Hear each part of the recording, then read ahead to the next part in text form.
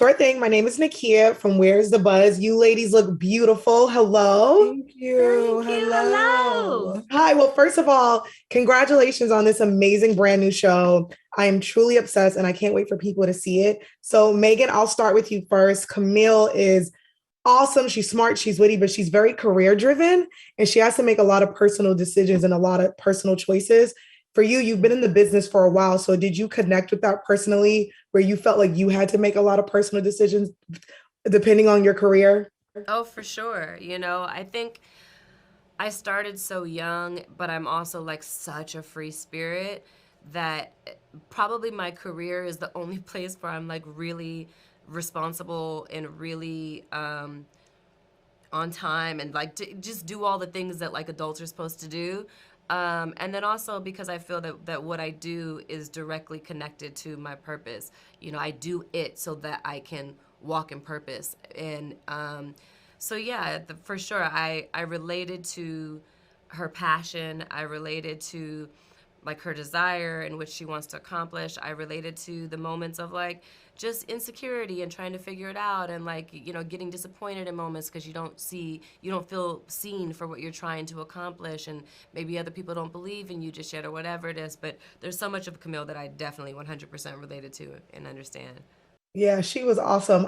Jerry, for you, I believe representation is so important. And your character, Ty, who I love, Black queer woman who's in a space, she's a boss, but she wants to make a space, a safe space for Black POC people. So why do you think that's so important, especially for a show like this? Well, one, it's a character we haven't seen before.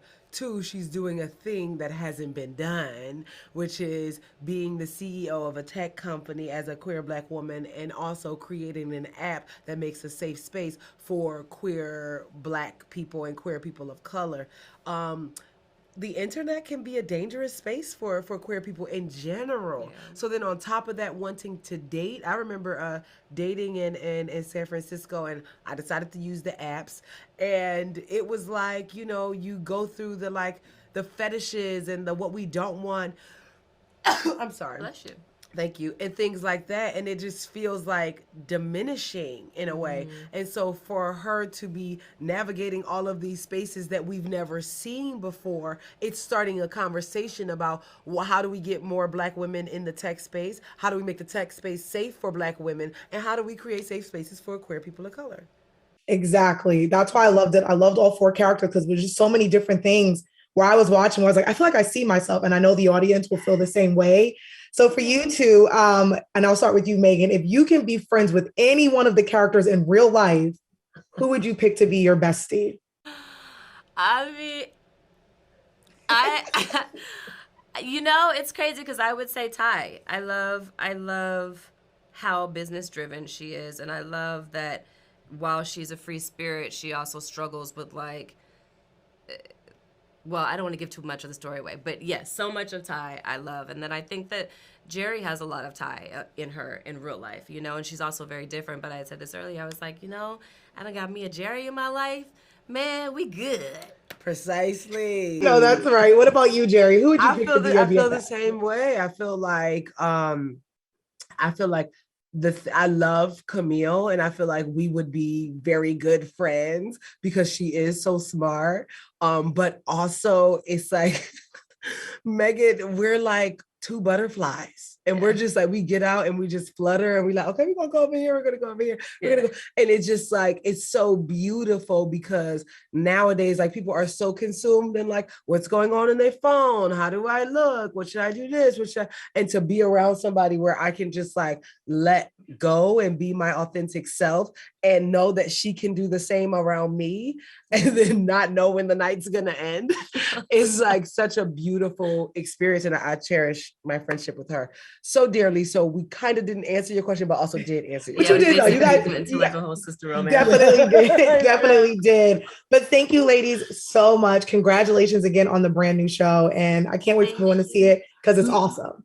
Our nails are similar. Yes, come on, Nels. That is crazy. Yes, yes. Thank you, guys. Thank you, everybody. Thank you. Thank you. Hi, ladies. You guys look beautiful. Hey, You look beautiful. gorgeous. Thank you. Come on, queens. Thank you, sis. Well, first of all, congratulations on the brand new show. I'm obsessed. Grace, I'll start with you first. This is a romantic comedy, and it's something that I love, and it's a different genre. So, was it something for you to tap into this genre and be like, okay, I like it here? And do you see yourself doing more like romantic comedies? Absolutely. It was actually so funny for a lot of my family and friends to see me kind of make my public entrance with Empire because they're like, girl, like, that's not even your energy. Like, this is amazing. You are playing the mess out of that role. And so for years, people have always asked me, like, girl, you gonna do comedy? You should do comedy. You gonna do comedy? But the thing is that after you step out in a role like that, it's really difficult to try to convince the industry that, like, hey, I'd like to be able to kind of jump genres. And so this is where I really credit Tracy because after having a conversation with her, reading the script and talking to her about Quinn and everything, you know, she really said to me, she was like, I would love to be able to cross-pollinate with you. And I was like, oh, cross-pollinate. That is a word that you don't hear about a lot, especially in the industry. So she really took a chance on getting me in the room and allowing me the opportunity to play a little bit to show people that I do have, you know, something more than just that kind of, you know, boo-boo kitty energy, that there's range and that there's artistry and that there's all these kind of things that I would love to tap into as an artist. But a lot of times, and this is not just my story, this is a lot of actors' stories where they just need to be given the chance. And so I am here for people who are not going to pigeonhole, people who are going to open up the doors and open up opportunities and give actors a chance to do just that, to act.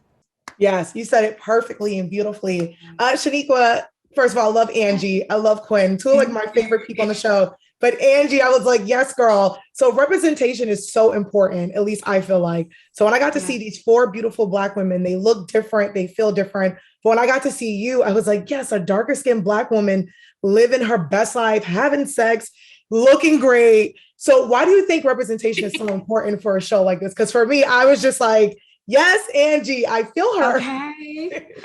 Every time I see an image of all of us together, a trailer of all of us together, even just like a picture, I'm immediately overwhelmed and touched because I know that's something that I've been missing personally. Something that I was craving as a youth was to see this many different complexions, this many different sizes all in one place. And I hate to, like, I try to separate my body from myself in this aspect, right? But to see a curvy, plus size, dark-skinned woman, like you said, having sex, being desired, is just something that, like, I've been missing, and I feel like the world needs because we've been so much just like a, just an asset and a prop to other people's stories. So to get a chance to see us be a full human being, to me, it just like expands what I think we are capable of dreaming. I think it's gonna open doors for what we are writing for women, for curvy women, for Black women, period,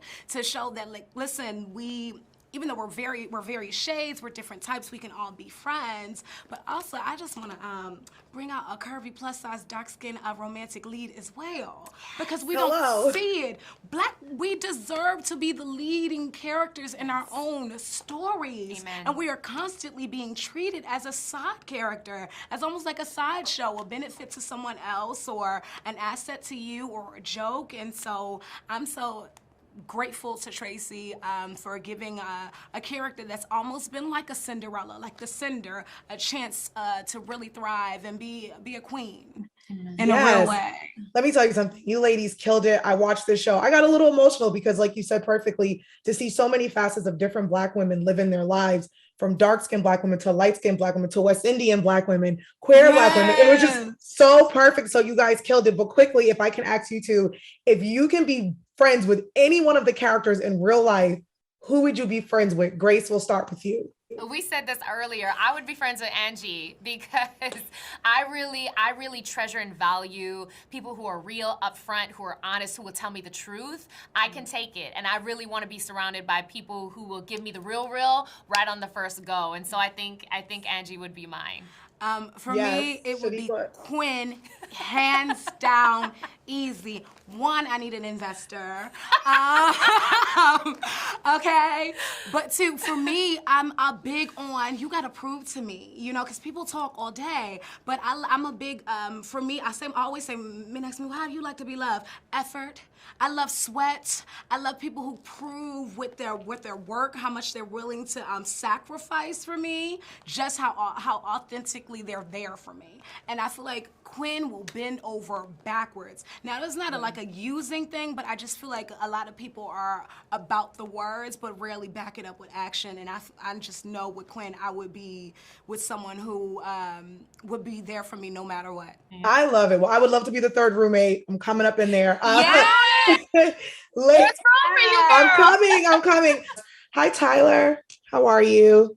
Hey, I'm doing well. How you feeling? I'm doing good. We're both wearing pink, so I feel like this is going to be good. Hey, it's Harlem World over here, so this is our Killer Cam moment. You know, I love that. Come on, Harlem World. That's exactly why I wore pink. But congratulations on the show. It is hilarious. It's romantic. It's a romantic comedy. And I think for me, it was refreshing to kind of see you in those spaces, in those two genres. So are those two genres that you've always wanted to tap into? And do you see yourself working and doing more romantic comedies? Yeah, I've I came from more of in the last 10 years of my career, definitely started in like a dramatic, way. Then went over to P Valley, got like real dark. So I've always wanted to tap into this space where it was just a little lighter, and just to work on my chops, continue to get more experience as an actor. Showcase my talents to the world, not just as one, putting me in one box. So that was definitely important to me, and something that I've always wanted to do. And I've done some romantic comedy like films, but I've also wanted to work, day in, day out, as much as you do in like an episodic, in this genre too. So it's definitely something that I've wanted to do. Yeah, no, it was great. I think you did such an amazing job. I love the character of Ian. I can't wait for the audience to kind of meet Ian. So did yourself, Tyler, did you see any similarities between you and Ian? And if so, what were they? Yeah, definitely saw some similarities. I think the number one similarity that I saw was their bravery and their fearlessness in going after like their purpose and what it is that they want in life that's going to make them happy, despite anything else that's going on. And it's not that myself or Ian is cold and saying goodbye to Camille, saying goodbye to Harlem. It's just that he's honoring himself first. And I feel like in order to make anybody else happy, you gotta kind of figure yourself out first. So that's something that I saw in Ian when I was reading the script, and something that I drew for myself in real life, because that's how I am. Right. The show Harlem, it's filled with so much culture, Black history. They talk about, I'm from New York, so it's really refreshing to see like the history of Harlem. So for you, was that something when you read the script that attracted you more to the show and to the role? Yeah, absolutely. And I saw it when I read the script in terms of where they were at, the spaces that they were at, but I also felt it when I was there filming. Just the passion that's there within the people, the sense of pride that's there. It's, on one hand, from the outside world, it's nice that, you got some stores and stuff that you can come shop at, and the whole gentrification thing. From the outside, like that's a positive, but then from being there on the inside, I understand that that's not what, there's an identity that's very specific to Harlem. So it's like that's a beautiful thing, and it deserves to be, preserved. So it's like that's one thing that I felt about like actually being there. Yeah, I totally agree. The chemistry looked spot on. You guys look like you had such a great time filming, but I also know that we're in COVID times and in a pandemic. So what was it like being on set and being in Harlem and filming with people around? Yeah, so it was hands down, there was no way around it being difficult to film during COVID. And, whether we were filming or, you were doing your journalism or interviews, like no matter what we were doing, like sweeping floors, like we all felt it. We all felt what was going on when COVID hit. For us, it was just lots and lots and lots and lots of testing.